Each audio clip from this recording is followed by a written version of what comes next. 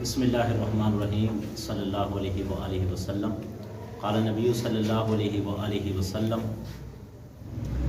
انما الاعمال بالنیات صدق اللہ العظیم وصدق رسولہ النبی الکریم ونحن علی ذلک من الشاہدین والشاکرین والحمد للہ رب العالمین صدق اللہ العظیم وصدق رسولہ النبی الکریم صلی اللہ علیہ وآلہ وسلم۔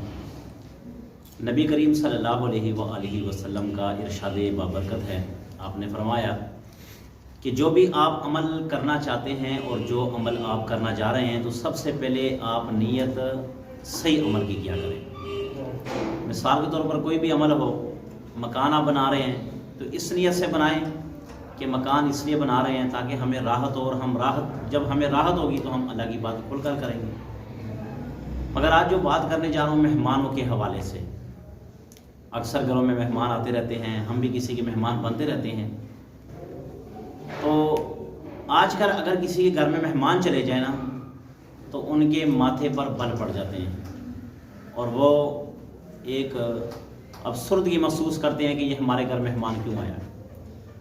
یاد رکھنا، مسلمان کا ایمان ہے۔ نبی پاک صلی اللہ علیہ وآلہ وسلم نے فرمایا کہ جب مہمان کسی کے گھر جاتا ہے نا، کسی کے گھر جاتا ہے تو وہ اپنا رزق، اپنا حصہ ساتھ لے کر جاتا ہے، نہ کہ وہ اس کا رزق کھاتا ہے، نہ کہ وہ اس کا حصہ کھاتا ہے، بلکہ جب بھی آپ کسی گھر مہمان جاتے ہیں نا تو حدیث میں اللہ کے نبی نے فرمایا کہ یہ جو آدمی ان کے گھر جانے والا ہوتا ہے نا، میزبان، یہ مہمان ہے، میزبان کے گھر جا رہا ہوتا ہے تو وہ ان کا کھاتا نہیں ہے بلکہ یہ اپنا حصہ خود وہاں پر لے کر جاتا ہے۔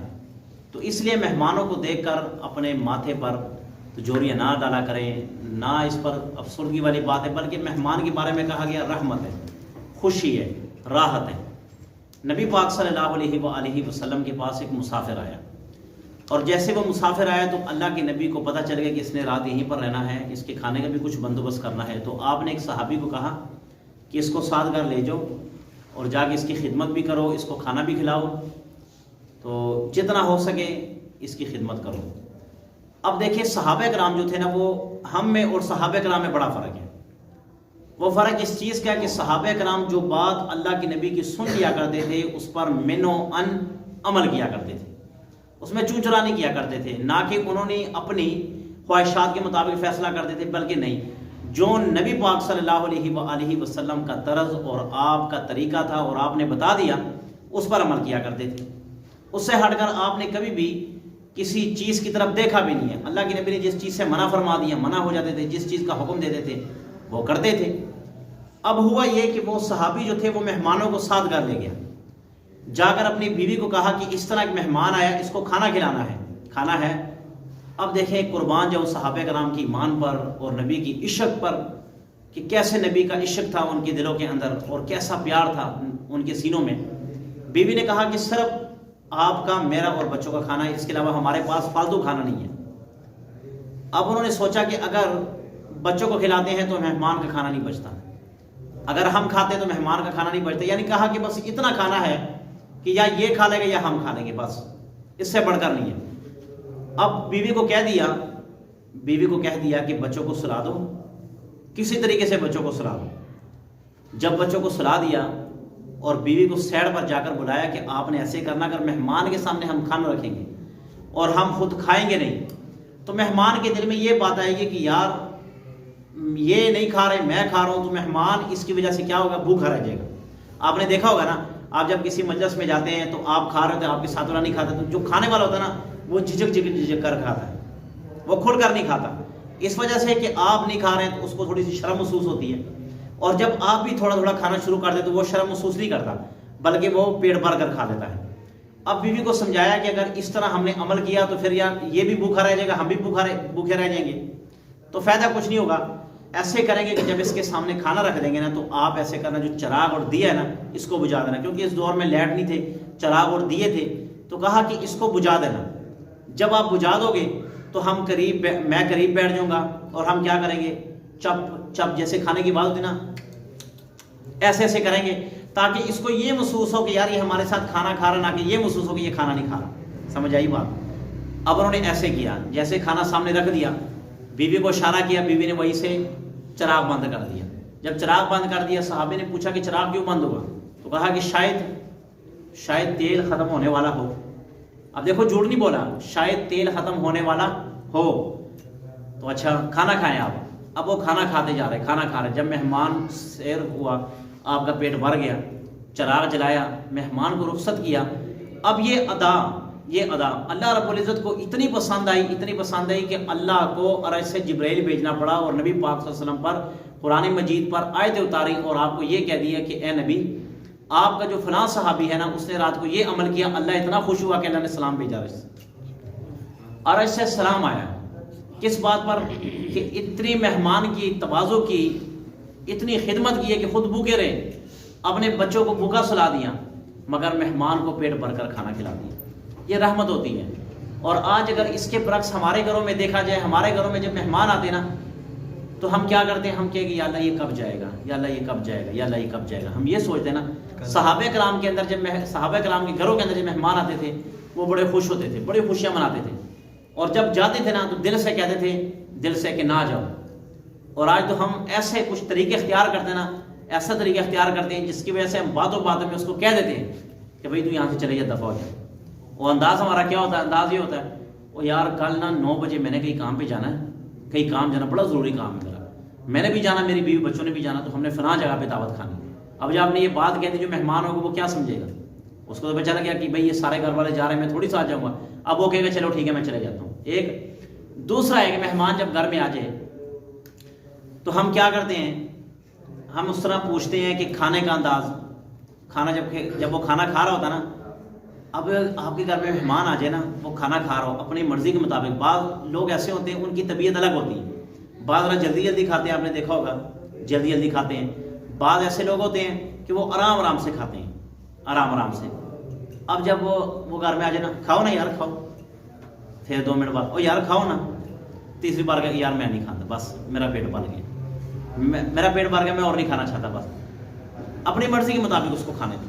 آپ بیٹھ جائیں، آپ ساتھ کھاتے رہے، آرام سے ساتھ کھاتے رہے، جو بات کرنی بات کر لیں، مگر یہ مت کہ بار کھاؤ. ہاں اگر وہ اپنی مرضی سے چھوڑ کر بیٹھ جائے اور سائڈ پہ ہو جائے تب جا کے اس کو کہیں کہ آپ کھاؤ، نہ کہ ایسے کو اس کو بار کھاؤ. وہ بیچارہ کیا کرے گا؟ چلے جائے گا.